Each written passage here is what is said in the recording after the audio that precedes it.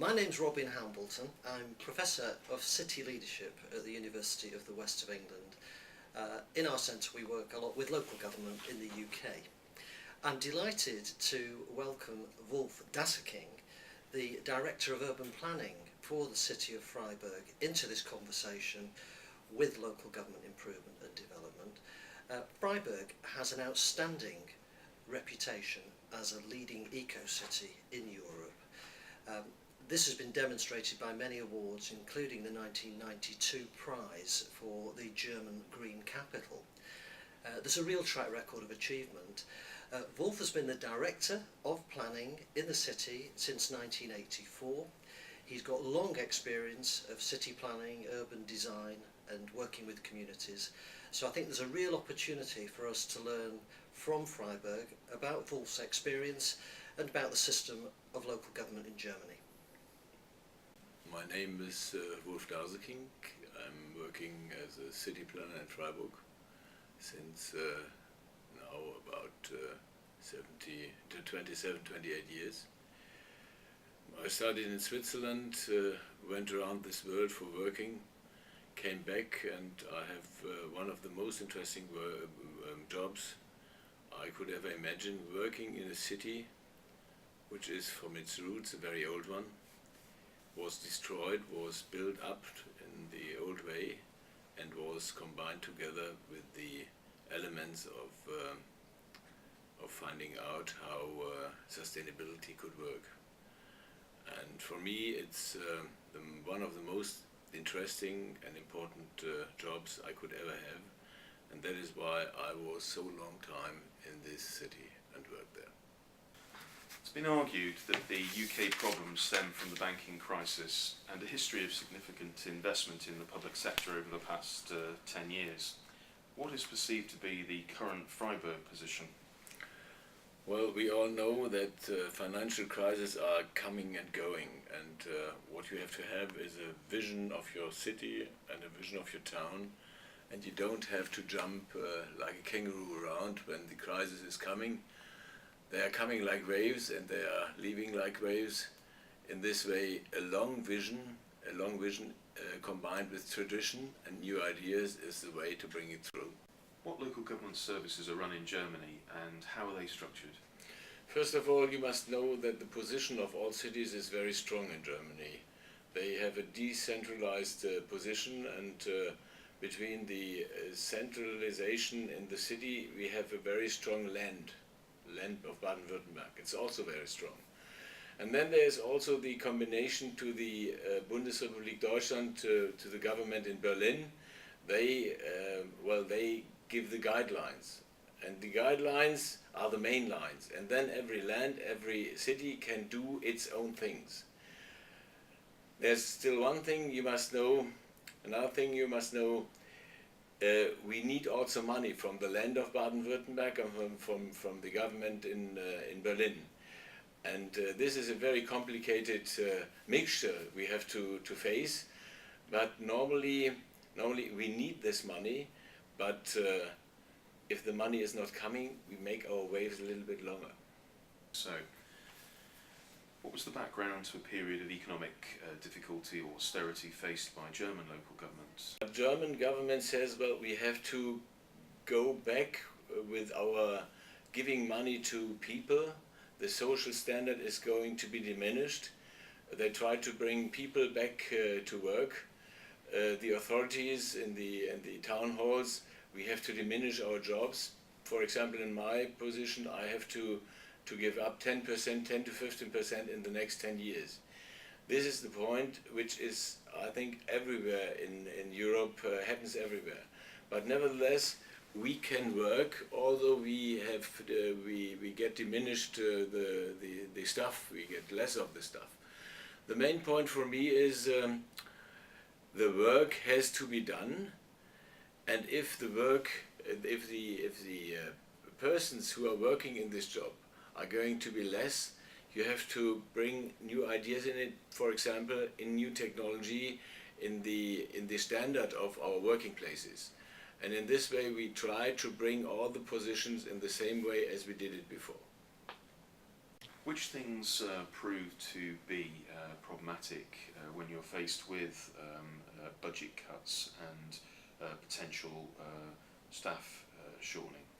Well, first of all, there is always a big fight between the Lord Mayor and us, those who are making planning, because when you are doing plans, you look in the future, and the future is good to have, because when the financial crisis is going back, you must have visions on your table, and not then start to make visions. You have to have them before. So to cut the stuff in some areas is not so clever. Nevertheless, we also have to diminish our staff. I told it to you, around 10 to 15% in the next 5 to 8 years. We do it mostly in this way, that the overaged people are going out and the place is not going to be replaced again. And then we are going to work together in our area with planning offices outside. We need money for that, not money for the personal, but money for giving work out into the private offices. And we also need a very new installing of technology inside our offices. Computers, machines which enable us to make drawings quicker, a new sort of participation of the population by using the internet, for example. And this is the point where you can do something, but it has an end. It has an end.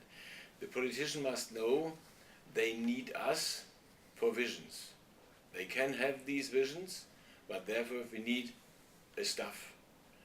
A staff which is clever, a staff which can work, a staff which has ideas, and this point we have to look for how many people in what sort of organization can do this job, what the politicians are asking us for. In the UK, we're looking at how we best make use of our assets, including our property. We're looking at the use of home working and flexible working a lot more, in a way of sort of working together, sharing buildings, cutting down the use of expensive office spaces. Is that something that you're doing in Frieburg, and how? The way will be to bring working culture, open public transport system, and new ideas of living very close together. And a lot of areas which we have in our already built cities are excellent examples to integrate it. And this will be one of the biggest works we have to face in the next years. And in Frieburg we do that. For example, we have these so-called Baugruppen. Baugruppen means building groups. They are especially those persons who come together, want to live together, and also want to work together. There will be places like this will spread out everywhere in this world, and you know, in Amsterdam, in Holland, in Scandinavia, in Copenhagen, in Malmö, in Sweden, or in Stockholm, they are doing these things. But in other parts of Germany, the population is decreasing, and certain towns are not doing so well. How are you actually addressing this as a country? Well, first of all, you must know we are not living in paradise, although Frieburg is like living in heaven. It is a spraying at the university which says it's better to have no job and live in Frieburg than to work in northern Germany. But that's a joke.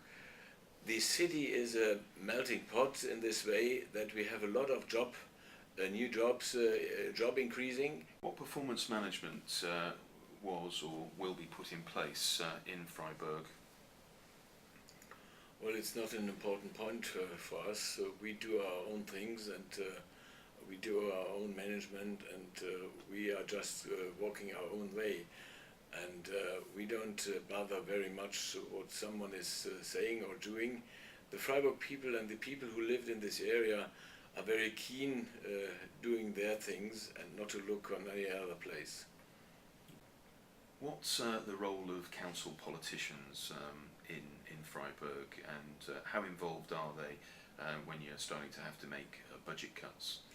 Well, the politicians are involved, of course, but in the south of Germany, we have a very strong government. Government means the mayors are very strong in the south of Germany, and normally it is what they are saying. It has to be done. But to say it very clearly, we have a budget which is not a very high one because of these going down in the financial crisis. But we have this budget, and this budget is discussed with the population. So there the politicians are going to take part at the discussion, when the budget is discussed outside, and then they can say, well, we are going more to the social line, we are going more to the children, we are doing more for the cultural things, and this discussion takes place, but it's not in a closed shop. It happens in an open transparency, in a transparent area, so that the population can take part of it. If you were appointed the leader or the chief executive of a typical council in the UK, what would you do in your first year facing these sorts of budget crisis?